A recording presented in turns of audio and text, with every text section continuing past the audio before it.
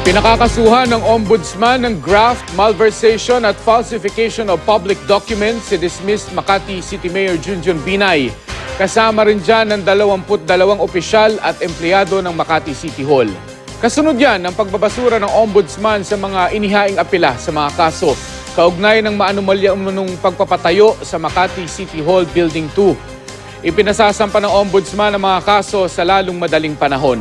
Pinagtibay rin ng Ombudsman ang probable cause para kasuhan si Vice President Jejomar Binay dahil sa naturang proyekto. Pero may sasampa lamang ang mga kasong ito laban sa nakatatandang Binay sa sandaling matapos ang kanyang termino bilang pangalawang Pangulo.